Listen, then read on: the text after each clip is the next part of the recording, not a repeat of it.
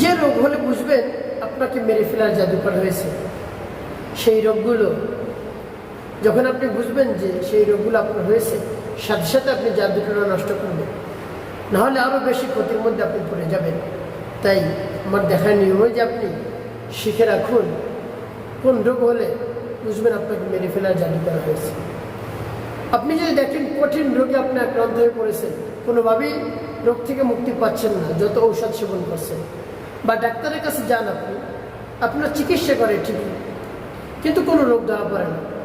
আবার রোগ ধরা পড়লো, তারপরে সেই রোগ অনুযায়ী আপনাকে ঔষধ দিল, ওষুধ আপনি খাচ্ছেন, কোনো কাজ হচ্ছে না। একই সমস্যার মধ্যে অন্য একজন পড়ে গিয়েছে, তাকে ওষুধ দিয়েছে ডাক্তার, সে ভালো হয়েছে, কিন্তু আপনি ভালো হচ্ছেন না। ডাক্তার আবার ঘুরিয়ে ফিরে দেখাচ্ছেন যে এই ডাক্তার কি বলছে, দেখি অন্য একজন ডাক্তারের কাছে যাই। ডাক্তার ঘুরিয়ে ফিরে দেখাচ্ছেন, ঔষধ ঘুরিয়ে ফিরিয়ে খাচ্ছেন, কোনোটাই কাজ হচ্ছে না। ভাই বোনেরা, এমতো অবস্থা আপনি মনে করবেন আপনার আধ্যাত্মিক সমস্যা হয়েছে, অর্থাৎ জিন জাদুটনার সমস্যা রয়েছে, আপনাকে মারাত্মক ক্ষতি করে ফেলেছে।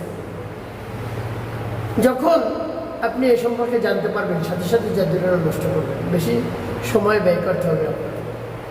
কীভাবে সে জাদুটনা কাটবেন আমি একেবারে সহজে সংক্ষেপে বলার চেষ্টা করবেন ইনশাআল্লাহ। ভিডিওটি আপনি শেষ পর্যন্ত দেখুন, তাহলে আপনি জানতে পারবেন। প্রিয় ভাই বোনেরা, তারপর যদি আপনি দেখেন খাবারের প্রতি আপনার রুচি নেই, যত ভালো ভালো খাবার, রুচিশীল খাবার আপনার সামনে পরিবেশন করা হোক না কেন, আপনি খেতে পারছেন না, কেমন জানি ভালো লাগছে। তো এমতো অবস্থায় খাবার যদি না খান, তাহলে শরীরে কিন্তু রোগ প্রতিরোধ ক্ষমতা একেবারে কমে যাবে। এই নামমাত্র অল্প কিছু আপনি খান, এভাবে করা যাবে না, তাহলে মনে করবেন জানতে আক্রান্ত হয়ে পড়েছে। তবে দেখা যায় আপনি যে সময় ঘুমিয়ে পড়েন, হ্যাঁ, সাথে সাথে স্বপ্ন দেখা শুরু করেন। অনেক সময় দেখেন স্বপ্নের মধ্যে আপনার জন্য সামনে খাবার হাজির, যে খাবার আপনি পছন্দ করেন বেশি, সেই খাবার আপনার সামনে হাজির, আপনার সামনে সেই খাবার নিয়ে আসে। তো আপনি রিয়েলি যে খাবারটি সেটা খান না, কিন্তু স্বপ্নের মধ্যে যে খাবারটা নিয়ে আসে সেই খাবারটা আপনি খেয়ে ফেলেন। সেই দিকে আপনি রুচি হয়েছে, শয়তানে ওর মধ্যে রুচি ঢেলে দেয়। তো প্রিয় ভাই বোনেরা, সেই খাবার যদি খেয়ে ফেলেন, মারাত্মক ক্ষতির মধ্যে আপনি পড়ে যাবেন। আপনি তো কিছু করতে পারবেন না যে আমি তো মনে করছি আমি সজাগ অবস্থায় খাচ্ছি, কিন্তু ঘুম থেকে উঠে তো মনে হচ্ছে আপনি একেবারে ক্ষতির মধ্যে পড়ে গিয়েছেন। এই স্বপ্নের মধ্যে খাবার খেয়ে আপনার পেট ব্যথা করছে, অন্যথায় বমি আসছে, অন্যথায় আপনার শরীর ভালো লাগে না। দেখবেন যেদিন আপনি স্বপ্নের মধ্যে কিছু খাবেন, সেই দিন ঘুম থেকে উঠে আপনার একটা না একটা সমস্যা দেখা দেবে, বমি আসবে, ভালো লাগবে না, ঘুমিয়ে থাকতে মন চাইবে, অর্থাৎ জাদুর প্রভাব। তাই স্বপ্নের মধ্যে খাওয়া কেমন করে বন্ধ করতে হয়, সেটা হলো আবার অন্য একটা বিষয়। তো সেই বিষয়ে আমি যাচ্ছি না, আমি আগে এই বিষয়টা শেষ করে নিই। তো প্রিয় ভাই বোনেরা, এভাবে যদি দেখেন তাহলে মনে করবেন আপনাকে মারাত্মক জাদু করেছে। এরপরে যদি দেখেন আপনার শরীর প্রচণ্ড ব্যথা করে বা জ্বালা পোড়া করে, এভাবে যদি হয় তাহলে মনে করবেন জাদুতে আক্রান্ত হয়ে পড়েছে। তারপরে ঘুম থেকে হঠাৎ হঠাৎ আপনি উঠে যান, ঘুম ভেঙে যায়, তারপরে কান্না করেন, হঠাৎ হঠাৎ হঠাৎ হাসেন, এভাবে যদি হয় তাহলে মনে করবেন জাদুতে আক্রান্ত হয়ে পড়েছে। এরপরে পবিত্র কোরআন কারীম তিলাওয়াত আপনি শুনতে পারেন, আপনার মাথার মধ্যে একেবারে ব্যথা শুরু হয়ে যায়, মনে করেন মাথার চুল একেবারে ছিঁড়ে ফেলবেন, এভাবে এই পর্যায়ে চলে যায়। এটা যদি হয় তাহলে আপনি ধরে নিন মারাত্মক জাদুর মধ্যে আপনি পড়ে গেছেন। সেই জাদুটা আপনাকে অবশ্যই নষ্ট করতে হবে। সেই জাদুটা যদি আপনি নষ্ট করতে পারেন তাহলে আপনি মুক্তি পাবেন, অন্যথায় এই সমস্যা থেকে মুক্তি পাবেন না। তো প্রিয় ভাই বোনেরা, দীর্ঘদিনের সমস্যা আপনি আমলটি চালিয়ে যান, আমার দেখায় নিয়মে আমি বলে দিচ্ছি, আস্তে আস্তে দূর হয়ে যাবে ইনশাআল্লাহ। তো আমলটি কীভাবে করবেন আমি বলে দিচ্ছি। তো আপনি যদি আমলটি শিখতে চান, আপনাকে একটি কাজ করতে হবে, ভিডিওটি না টেনে দেখতে হবে। আর টেনে টেনে কেটে কেটে দেখলে অনেক জায়গা বাদ পড়ে যাবে, সঠিক নিয়মে সঠিক পদ্ধতিতে আপনি আমলটি করতে পারবেন না। চলুন কীভাবে আমলটি করতে হয় জেনে নেওয়া যাবে। আমলের শুরুতে আপনার কাছে পানি রাখবেন গ্লাসে করে, গ্লাসে করে এক গ্লাস পানি রাখবেন, বা বোতলে রাখতে পারেন বেশি দিন খাবারের জন্য, রেখে ডেকে রাখবেন। এরপর তমরূপে পবিত্রতা অর্জন করবেন। পবিত্রতা অর্জন করে পবিত্র স্থানে আপনি বসবেন। বসে জীবনের গুনার কথা স্মরণ করে ক্ষমা প্রার্থনা করবেন।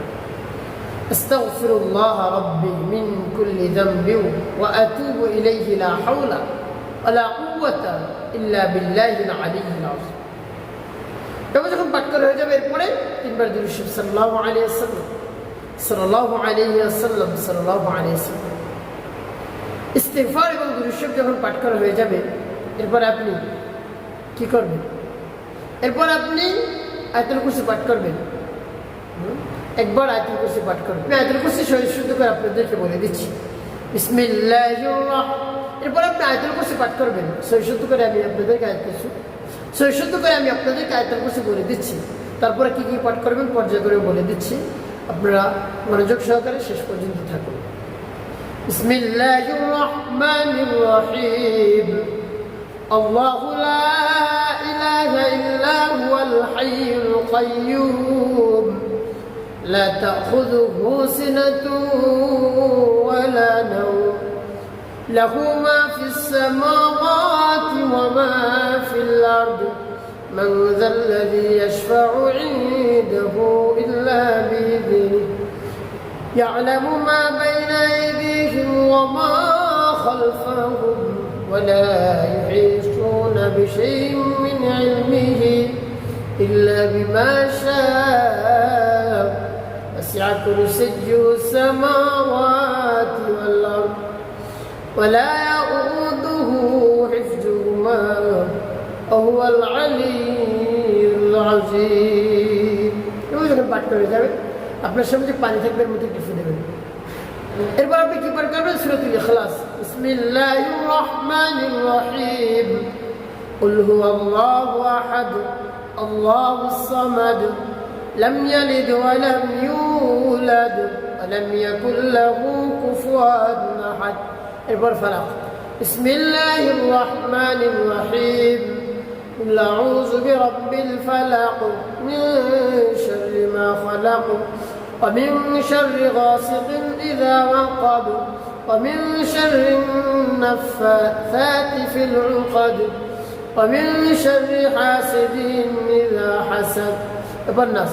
بسم الله الرحمن الرحيم قل أعوذ برب الناس ملك الناس إله الناس من شر الوسواس الخناس الذي يوسوس في صدور الناس من الجنة والناس. এবার যখন পাঠ করা হয়ে যাবে পানি দিকে ফিরে যাবে। প্রিয় ভাই বোনেরা, এভাবে যখন পাঠ করা হয়ে যাবে আয়াতুল কুরসি এবং সূরা ইখলাস ফালাক নাস, এরপরে ফুদিবেন পানিতে। এরপর আপনি পাঠ করবেন লা হাওলা ওয়ালা কুওয়াতা ইল্লা বিল্লাহ লা হাওলা ওয়ালা কুওয়াতা ইল্লা বিল্লাহ লা হাওলা ওয়ালা কুওয়াতা ইল্লা বিল্লাহ। 7 বার পাঠ করবেন, ফুদিবেন একটু। এরপর পাঠ করবেন লা ইলাহা ইল্লা আনতা সুবহানাকা ইন্নী কুনতু মিনাজ জালিমিন লা ইলাহা ইল্লা আনতা সুবহানাকা ইন্নী কুনতু মিনাজ জালিমিন। এভাবে যখন পাঠ করা হয়ে যাবে তারপর কি করবেন? একটু ফুদিবেন। প্রিয় ভাই বোনেরা, সর্বশেষ নবীজি সাল্লাল্লাহু আলাইহি ওয়াসাল্লাম মুহাব্বত ভালোবাসা নিয়ে আপনি 11 বার দুরূদ পাঠ করবেন। বলবেন আল্লাহুম্মা সাল্লি আলা মুহাম্মাদ ওয়া আলা আলি মুহাম্মাদ কামা সাল্লাইতা আলা ইব্রাহিম ওয়া আলা আলি ইব্রাহিম ইন্নাকা হামিদুম মাজিদ। আল্লাহুম্মা বারিক আলা মুহাম্মাদ ওয়া আলা আলি মুহাম্মাদ কামা বারাকতা আলা ইব্রাহিম ওয়া আলা আলি ইব্রাহিম ইন্নাকা হামিদুম মাজিদ। আল্লাহুম্মা সাল্লি আলা محمد وعلى آل محمد كما صليت على إبراهيم وعلى آل إبراهيم إنك حميد مجيد. اللهم بارك على محمد وعلى آل محمد كما باركت على إبراهيم وعلى آل إبراهيم إنك حميد مجيد. اللهم صل على محمد وعلى آل محمد كما صليت على إبراهيم وعلى آل إبراهيم إنك حميد مجيد. اللهم بارك على محمد وعلى آل محمد كما باركت على إبراهيم وعلى آل إبراهيم إنك حميد مجيد. اللهم صل على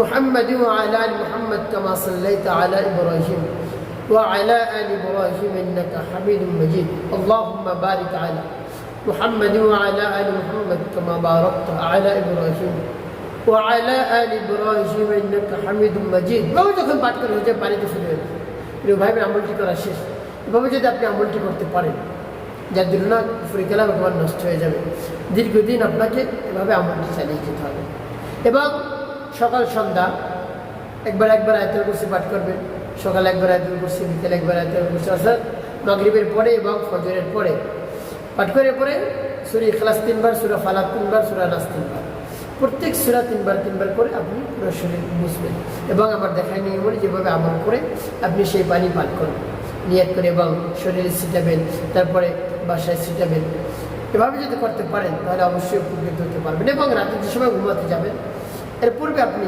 ওযু করে আবারও আয়াতুল কুরসি একবার 3 বার ইখলাস ফালাক নাস পাঠ করবেন একটা 3 বার করে দেখবেন আপনি আর কোনো সমস্যার মধ্যে পড়বেন ইনশাআল্লাহ সব সমস্যা থেকে রব্বি কারীম আপনাকে মুক্তি দান করবেন জাদু না খালো জাদু বিরাট যে একেবারে নষ্ট হয়ে যাবে ইনশাআল্লাহ একটি কাজ করতে হবে আপনাকে 5 ওয়াক্ত নামাজ আদায় করতে হবে মানুষের কল্যাণে খিদমত কাজ করবে অবশ্যই আপনার জীবন সুখময় হবে শান্তিপূর্ণ হবে ইনশাআল্লাহ।